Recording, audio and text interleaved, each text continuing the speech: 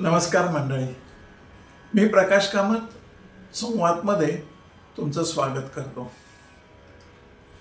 परमहंस परिव्राजकाचार्य श्रीमद वासुदेवानंद सरस्वती स्वामी महाराजांच्या चरणी त्रिवार वंदन। त्यांच्या चरित्रातील आता आपण आणखी एक प्रसंग पाहूया। चला तर मग। हरिओम।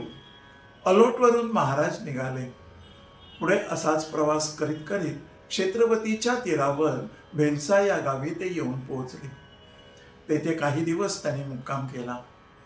तेथे राहत असलेले त्यांचेच एक भक्त गोविंदराव पंडित यांना योगाभ्यासाचे त्यांनी शिक्षण दिले।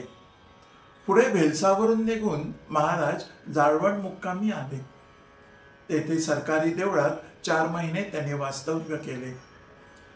तेथील काही वयोवृद्ध विद्वान मंडळींना अरण्यके म्हणायची होती, पण आजपर्यंत कोणी सांगणाराच भेटला नाही। असा योग्य माणूस कुठेही त्यांना दिसला नाही। पण महाराज जणू ईश्वर कृपेनेच तेथे आले असे सर्वांनी वाटून घेतले। महाराज आल्याबरोबर सर्वांना आनंद काय होऊन गेला। महाराजांच्या जवळ अरण्यके व उपनिषदे त्यांनी म्हटली, शिकून घेतली व त्यांचा अर्थही त्यांनी समजून घेतला। दत्त महाराजांनी महाराजांच्याच रूपाने ही आपली अनेक दिवसांची इच्छा पूर्ण केली असे त्या मंडळींना वाटू लागले। त्या गावात काही ग्रामीण निमित्ताने बरेच दिवस 2 तट पडले होते। हे पाहून महाराजांनी त्यांना सांगितले, तुम्ही दोनही पक्षांच्या मंडळीने मनातील वैरभाव टाकून जर एकी केली तरच आपण येथे राहू।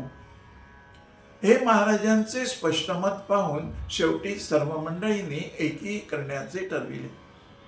तेथे महाराजांचा शिष्य बाळा जोशी यांनी दोन्ही तटामध्ये एकत्र आणण्यासाठी दोन्ही तटातील ग्रामस्थ मंडळींना एकत्र भोजनास बोलविले व तेथेच पूर्णपणे त्यांचं वैर संपवूनही टाकले।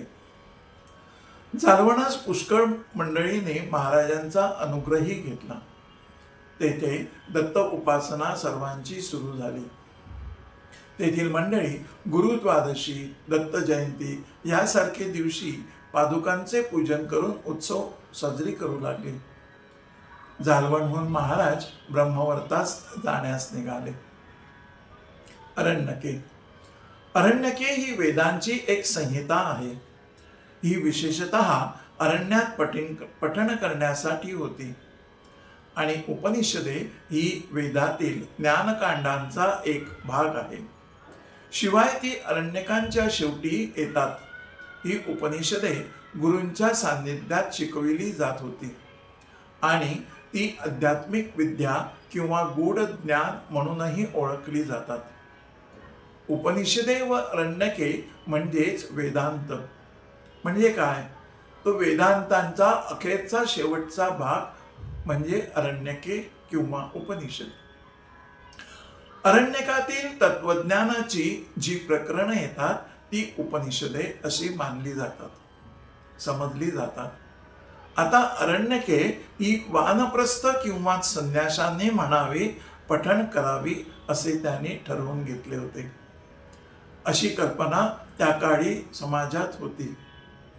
आज प्रसिद्ध असलेले अरण्यके 6 आहेत। पहा, ऋग्वेदाचे ऐतरेय अरण्यक व शांखायन अरण्यक, कृष्ण यजुर्वेदाचे तैत्तरीयायक अरण्यक, शुक्र यजुर्वेदाचे बृहदारण्यक, सामवेदाचे जैमिनीय उपनिषद आणि कृष्ण यजुर्वेदाचे मैत्रायणी उपनिषद। अरण्यकाचे किंवा प्राचीन उपनिषदाचे उपासना व तत्वज्ञान हे मुख्य विषय होते। उपासना म्हणजे ध्यान असेही तेव्हा म्हटले जात होते।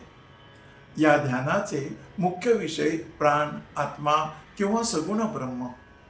कर्मकांडास बाजूला सारून देण्याची कल्पना ज्या वैदिकांमध्ये आली त्याने कर्मकांडाच्या ऐवजी ध्यानात्मक उपासनेने कर्मकांडाची फलनिष्पत्ती होईल असा सर्वांपुढे विचार मांडला।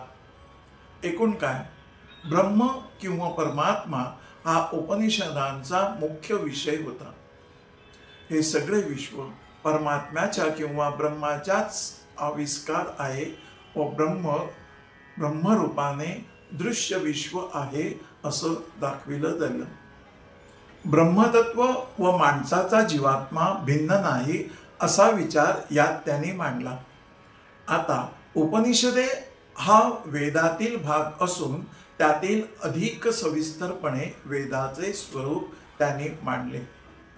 प्रत्येक उपनिषदातून गुरु शिष्याच्या प्रश्नोत्तराने शक्तीबद्दल व ती आत्मसात करण्यासाठी लागणारी कला दाखवली गेलेली आहे.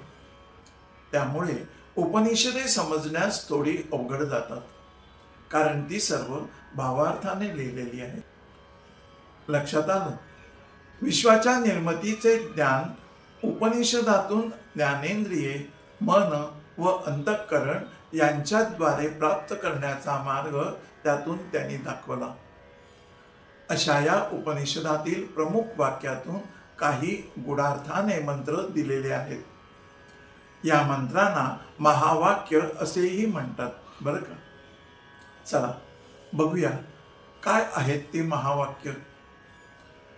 पहा, ऋग्वेदातील ऐतरेय उपनिषदात प्रज्ञानम ब्रह्म असे म्हटले. हे वाक्य अद्वैत ज्ञान दाखवतं. यजुर्वेदातील बृहदारण्यात अहम ब्रह्मास्मी हे वाक्य आलेलं आहे. यातून आत्मानुभव सांगितला गेला. सामवेदातील छांदोग्य उपनिषदातून तत्वमसी हे महावाक्य यातून, तर विश्वोद्धाराविषयी विवेचन यात केलेलं आहे. आणि शेवटी अथर्ववेदातील मांडुक्य उपनिषदातून अयमात्मा ब्रह्म हे महावाक्य ईश्वर साक्षात्काराविषयी बोध देतं. ठीक आहे.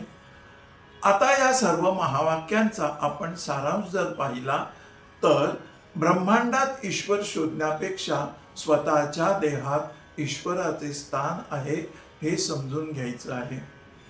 आणि त्यात परमेश्वराचा शोध घ्यायचा हाच मनुष्य प्राण्याचा धर्म आहे असं त्यात नमूद केलेलं आहे.